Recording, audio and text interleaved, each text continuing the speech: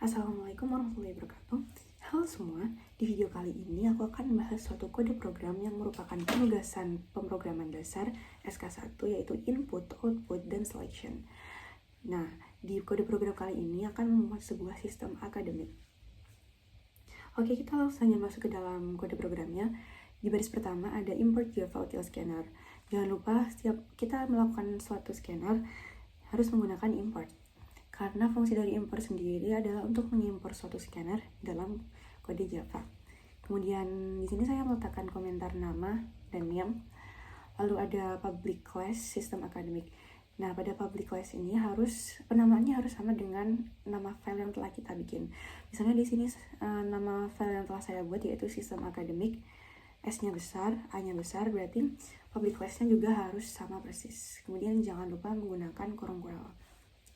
Nah, di baris kelima ada public static void main. Ini berguna untuk main itu start atau untuk memulai suatu program.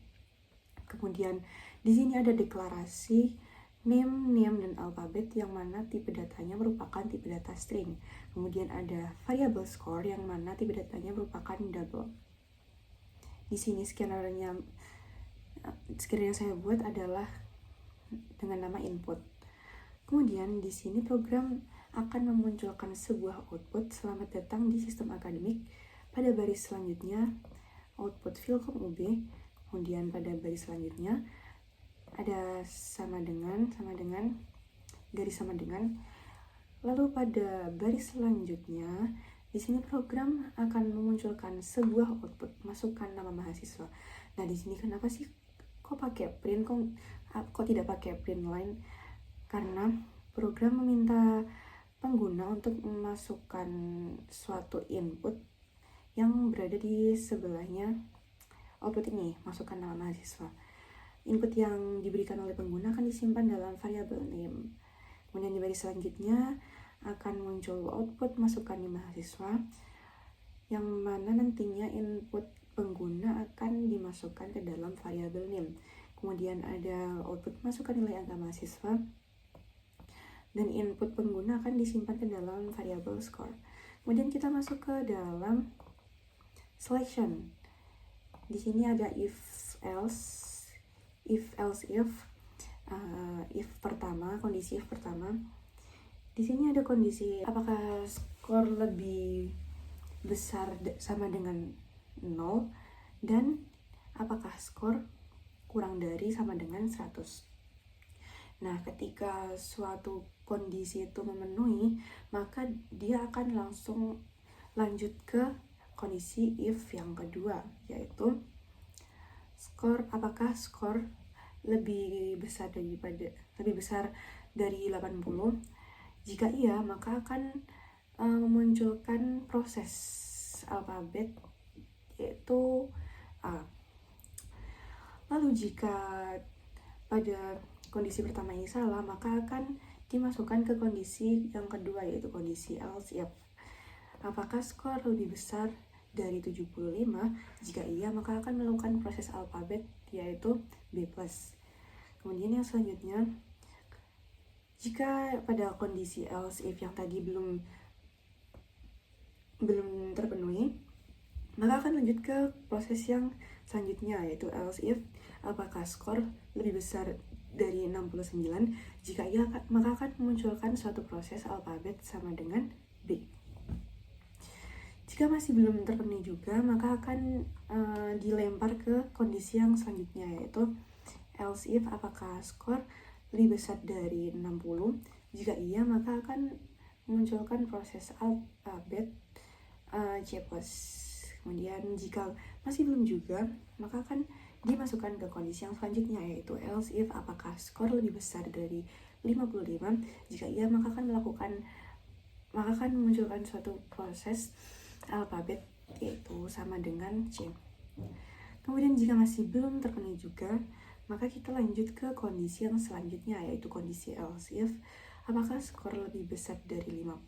Jika iya, maka akan diproses alfabet sama dengan D+.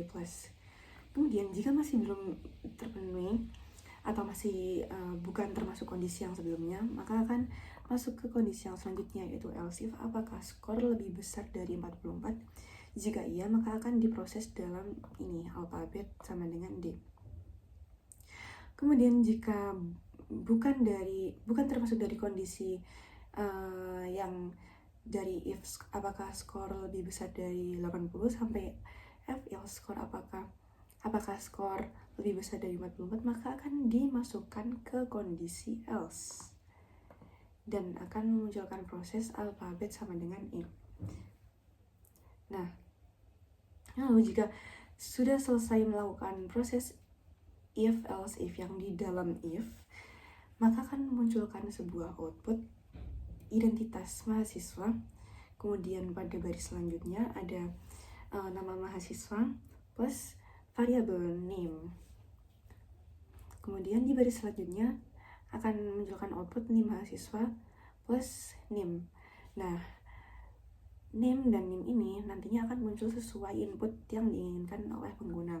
Kemudian di baris selanjutnya ada output yang berupa format, yaitu nilai angka.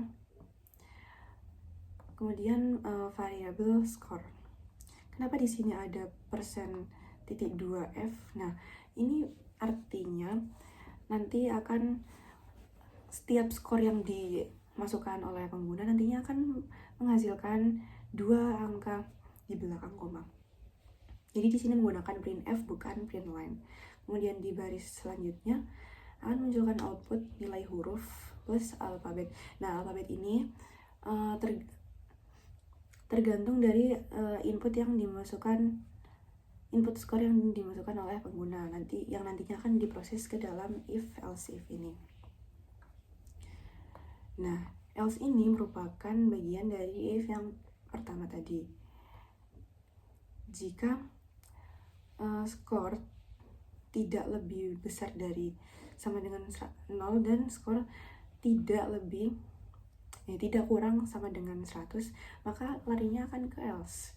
Kemudian akan mencetak suatu output, yaitu nilai angka harus di antara 0 sampai dengan 100. Kemudian ditutup dengan input close.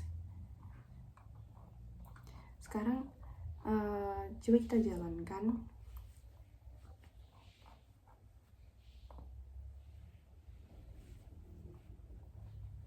Di sini saya akan mencoba masukkan nama mahasiswa dengan nama saya. Kemudian saya akan memasukkan name mahasiswa. Kemudian memasukkan nilai angka mahasiswa. Nah, di sini akan mengeluarkan output seperti ini, identitas mahasiswa, nama mahasiswa yaitu sesuai dengan input yang saya berikan tadi. Kemudian di mahasiswa, nilai angka. Nah, bisa kita lihat di sini angka di belakang koma ada 2. Karena tadi di output yang format kita menggunakan %2f yang mana di belakang koma harus ada 2 angka. Dan di sini nilai huruf sesuai dengan proses yang telah kita lakukan dalam if else tadi. Oke, sekian penjelasan dari kode program yang telah saya buat. Kurang lebihnya mohon maaf. Assalamualaikum warahmatullahi wabarakatuh.